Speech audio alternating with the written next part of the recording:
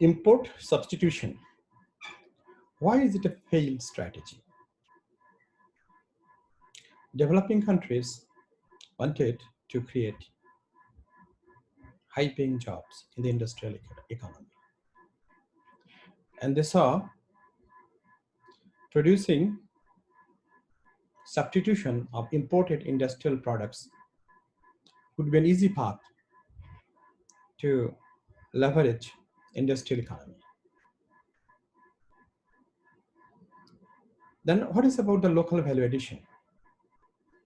Other than the labor, most of the developing countries do not have virtually anything to add to produce substitution of imported industrial products. They need to buy, they need to import capital machinery. Then they need to import or basically infringe the design of foreign products. Then to basically add local labor to assemble imported components into a finished product. As the local value addition to the total cost of production is quite low, then they needed high tax differential so that entrepreneurs or investors can make money. On the other hand, to support the infringement of design of foreign products, most of these countries started condoning the patent or intellectual property right issues.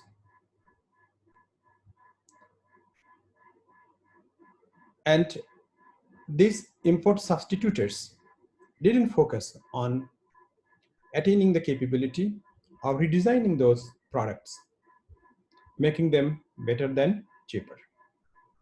On the other hand, their foreign competitors kept improving those products. As a result, import substitutors started losing their edge. And in order to maintain their profitability, they kept pursuing further tax differential, other fiscal incentives. And that's the way basically these countries started forcing their own people to buy often inferior products produced by these import substitutors. On the other hand, in the process, they didn't succeed to build the capability or build the sustainable capability of improving industrial products. On the other hand, as they looked or they condoned intellectual property right issue, so in the local economy, the market of intellectual assets or intellectual properties couldn't grow. As a result, these countries failed to develop a vital capability of producing intellectual assets and integrate them into the industrial products and process so that they open the sustainable path of wealth creation out of industrial economy.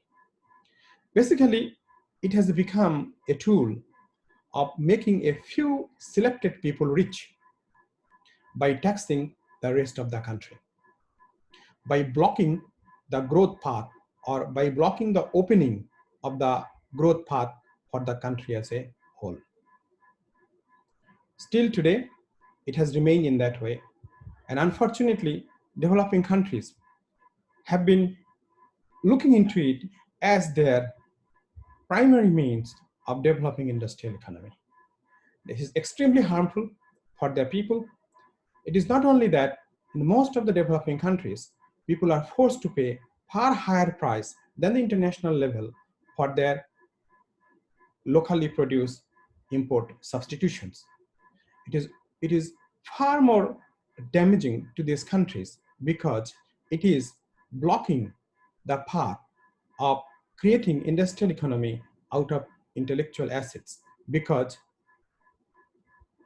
intellectual property rights are highly condoned or overlooked in these countries to support their import substitution strategy.